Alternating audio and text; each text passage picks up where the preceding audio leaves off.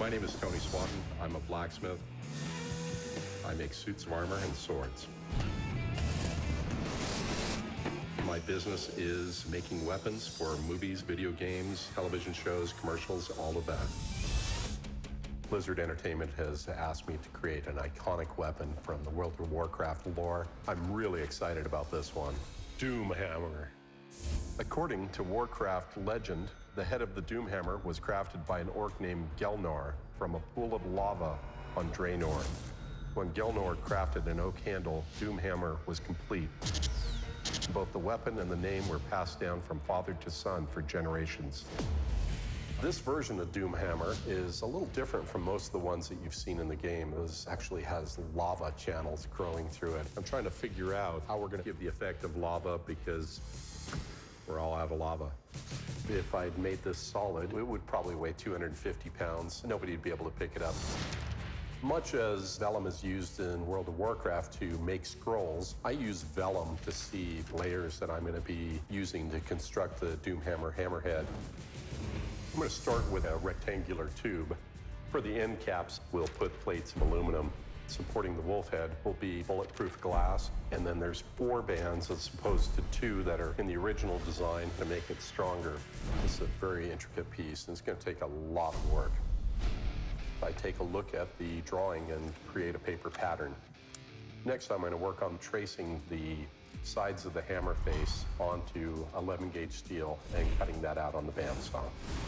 After the panels are cut out, I'll bring them over to the power hammer and hammer in a bunch of lava-type distress look on the hammer face. I'm going to weld the seams together on these 2 edges to make a rectangular hammerhead.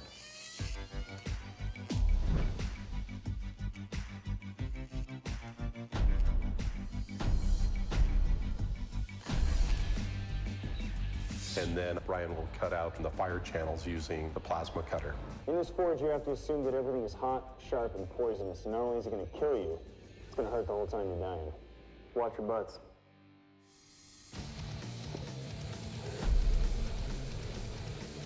The plasma cutter can achieve temperatures of 45,000 degrees Fahrenheit. It vaporizes that metal underneath it and cuts a channel. After Brian has plasma cut the channels, we will take the scale and flash off using a die grinder.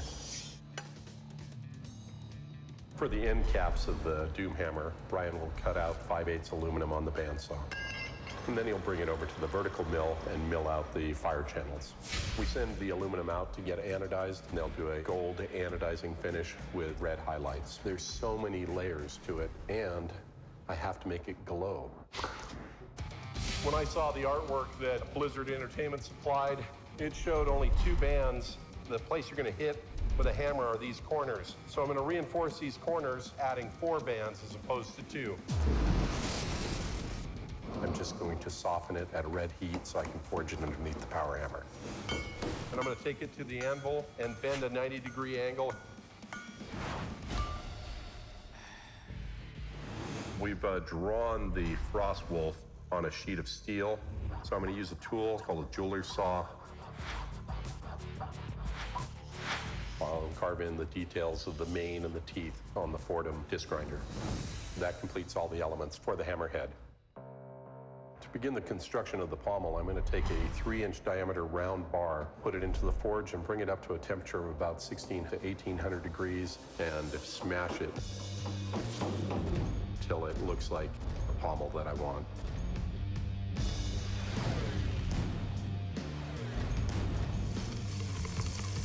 The pommel for Doomhammer has 5 steel spikes coming off it. I'm going to forge those out of 1.25-inch chromoly 4130 steel. It is hardenable and extremely tough. And then we'll heat them up to the critical temperature, which is about 1575 degrees, and quenching them in oil to harden them. They'll actually be more effective for smashing and penetrating skulls and bones and, whatever gets in the way.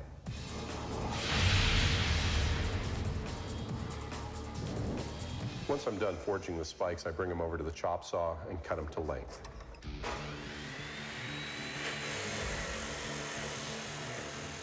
I've got an abrasive chop saw with a 14-inch blade, about 1/8 of an inch wide, that will cut through the steel like butter. After I forge the spikes, I'll screw them into the ball. This is gonna do some damage, and that will complete the construction of the pommel. For the handle, the Doom Hammer will be made out of a solid chunk of oak that I'll drill a hole through the end and put a piece of 5/8 all thread through the middle of it, because if it was just plain wood, it would snap immediately. The ends never meet exactly in the middle, so I'm going to heat up a poker in the forge and push that through the middle. After I've drilled and burned the hole, I take it over to the belt grinder and give it a rough-hewn appearance. I'm trying to achieve the look of this handle being created with a knife or an axe, but I'm doing this with an abrasive belt.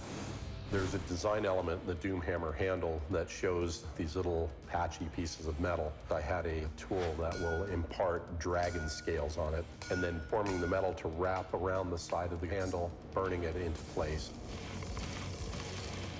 I bring it to the layout table and stain it to give it the appearance of an aged, old oak handle.